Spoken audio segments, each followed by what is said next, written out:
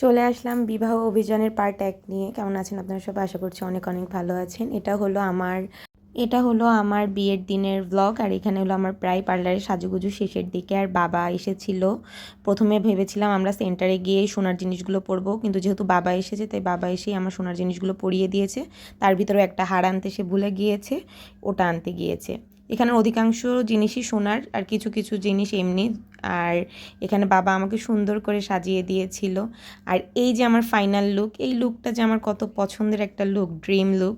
আর তার জন্য ধন্যবাদ জানাই তনয়া আপুকে, সেতুকে আর মন্দিরাকে, কারণ ওরা তিনজন, মানে তিনজন না সরি, মানে সেতু আর মন্দিরা যেভাবে আমাকে বলেছে যে আসলে তনয়া আপু অনেক সুন্দর সাজায়, একটা রিস্ক নেওয়া যায়, তাই রিস্ক নিয়েই আমি তনয়া আপুর কাছে সেজে নিয়েছি। আর এটাই হলো আমার ফাইনাল লুক। আর এই সাজটা অনেকেই পছন্দ করেছে, অনেকে সবাই অনেক প্রশংসা করেছে, তার জন্য আমি আবারও তনয়া আপুকে ধন্যবাদ জানাই। এরপরে আমার গাড়ি এসে নিচে দাঁড়িয়েছিল পার্লারের নিচে। এরপর গাড়িতে করে আমি আর সেতু চলে যাই। এখানে মন্দিরাও ছিল আমার সাথে পার্লারে, পুরো টাইমটাই ও আমার সাথে ছিল, যেহেতু ও রেডি হয়ে আসেনি তাই সেতু আমাকে পিক করেছে। আর সেতু আমার গালের কলকাটায় আঁকিয়ে দিয়েছে, তাই ও শেষ পর্যন্ত আমার সাথে ছিল। আর মন্দিরা বাড়ি থেকে রেডি হয়ে তারপর ডিরেক্ট সেন্টারে আসবে। এখানে দেখুন আমার পর্ণা বান্ধবী চলে এসেছে, শুক্তি, অধিকাংশ বান্ধবীরাই চলে এসেছে। আর এখানে বড় গেটে প্রায় চলে এসেছে। এখানে নানান আয়োজন। প্রথমে কিছু বাজি ফাটানো হয়েছিল গেটের কাছে, তারপরে আর কি বরকে বরণ করে নেবে সেই জিনিসপত্রগুলোই রেডি হচ্ছিল। আর আমার পতিদেব তো ঘোড়ার গাড়ি করে এসেছে। আর এখানে আমার কাকি, আমার বান্ধবীরা সবাই আমার পতিদেবকে রিসিভ করতে বাইরে এসে দাঁড়িয়েছিল। আর এই যে শুক্তিকে দেখুন, সেদিন কি সুন্দর লাগছিল। আমার প্রতিটা বান্ধবীকে সেদিন সুন্দর লাগতেছিল, কারণ সবার সাথে দেখা হয়েছে, তারা খুব সুন্দর করে সাজুগুজু করে এসেছিল। যেহেতু বরের জন্য গেট ধরা হবে, তাই এখানে একটা টেবিলে মিষ্টি, দুধ, শরবত এগুলো রেডি করা ছিল। অপরদিকে বরকে বরণ করার জন্য আমার কাকি চলে গিয়েছিল। আর এই ভিডিও ক্লিপগুলো যার কাছে ফোন ছিল সে নিয়েছে। এখন কার ক্রেডিট দেবো বুঝতে পারছিলাম না, কারণ সবাই ভাগে যোগে করছে, পর্ণা করছে, শুক্তি করছে, মিম করছে, মানে অনেকে মিলে আর কি করছে। তোদেরকে অনেক অনেক ধন্যবাদ যে এত সুন্দর সুন্দর মেমোরিজগুলো আসলে আমার ফোনে কালেক্ট করে রাখছিস। আর এই দিকে দেখুন বর হাসি মুখে বেরিয়ে পড়লো ঘোড়ার গাড়ির থেকে। আমার পতিদেবের আর কি প্রথম থেকেই কথা ছিল সে ঘোড়ার গাড়ি করে বিয়ে করতে আসবে, এবং তার ইচ্ছা ছিল আমাকে পালকি করে নিয়ে আসবে আমার বাড়ির থেকে, কিন্তু আসলে খুলনায় পালকি ওভাবে অ্যাভেলেবেল না থাকার কারণে পালকির শখ থাকলেও ওটা পূরণ করতে পারিনি, কিন্তু এটা সে পূরণ করেছে, সে ঘোড়ার গাড়ি করে বিয়ে করতে আসবে। আর আমিও ওর খুশিতে আর কি, আমিও খুশি যে ঘোড়ার গাড়িটা খুলনায় অ্যাভেলেবেল ছিল। আর এই যে আমার বান্ধবীরা, বোনেরা, ভাই বোনেরা যারা যারা আছে তারা সবাই আমার পতিদেবকে রিসিভ করে, নাচ গান করে। আসলে আমার বিয়েতে অনেক মজা হয়েছে নাচ গান দিয়ে। আমার মনে হয় না কেউ বসেছিল চুপচাপ। আর আমার থেকে, আমার পতিদেবের তরফ থেকে এক্সাইটমেন্ট যতটা বেশি না হওয়ার কথা ছিল, আমার পরিবারের, দুই পরিবারের এক্সাইটমেন্ট দ্বিগুণ তিনগুণ অনেক বেশি ছিল। মানে আমাদের থেকেও তারা এক্সাইটেড বেশি ছিল, এবং তারা অনেক মজা করছে, সেটা আপনারা ভিডিও দেখলেই বুঝতে পারবেন যে তারা কতটা এক্সাইটেড ছিল। এদিকে বরের বাড়ির তরফ থেকে নাচ চলতেছিল, আর অপরদিকে মেয়ে পক্ষরা আবার গেট ধরেছে যে গেট ধরে টাকা পয়সা নেওয়া নেই হবে। এখানেও অনেক মজা টজা করা হবে, এগুলোই আপনারা পরবর্তীতে পার্ট বাই পার্ট দেখবেন। এখানে আমার বান্ধবীরা গেট ধরার জন্য দাঁড়িয়ে পড়েছে। কৃষ্ণা দিদি ব্লগের জন্য সুন্দর সুন্দর ক্লিপ নিয়ে নিচ্ছে, এখানে কৃষ্ণা বৌদিকে দেখা যাচ্ছে। আর অপরদিকে কৃষ্ণা বৌদি তো অলরেডি আমার বিয়ের ব্লগ আপলোড দিয়েই ফেলছে। যারা যারা আমার বিয়ের ব্লগ দেখতে চান কৃষ্ণার পেজে গিয়ে অবশ্যই আমার ব্লগটা দেখে আসবেন। এরপরে আস্তে আস্তে বর আর কি সামনের দিকে এগিয়ে আসে।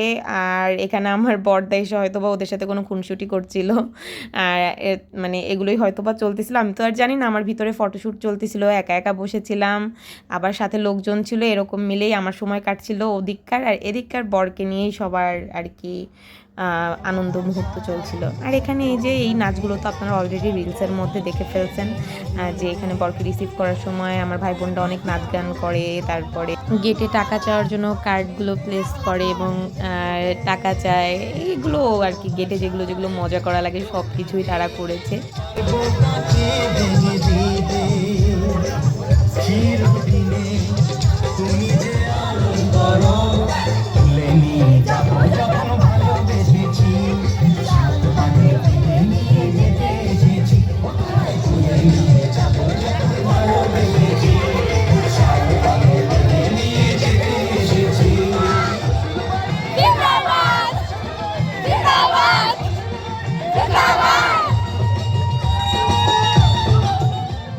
এখানে আর কি আমার ভাই বোনরা অপেক্ষা করছিল যে গেটে একটার পর একটা কী হবে, সেই সিরিয়ালগুলোই তারা সাজাচ্ছিল যে এটার পরে এটা হবে, এটার পরে এটা হবে। এগুলো আর কি রিয়েল ভয়েসে ছিল, তাই শুনে নিয়েছি, তাই আমার ভয়েস দিতেও সুবিধা হচ্ছে। আর এই নাচ গানগুলোও তো আপনারা রিলসে দেখে ফেলছেন, মানে অলরেডি বিয়ের ব্লগটা না সবাই দেখে ফেলছে। হ্যাঁ, মানে বিয়ের বিভিন্ন ভিডিও ক্লিপ আমার বিয়ের সময়ই অনেকে দেখে ফেলছে। এটার প্রতি আমি জানি কোনো ইন্টারেস্ট নাই, তারপরেও আমি আমার দায়িত্ব সহকারে ভিডিওগুলো ছাড়ছি।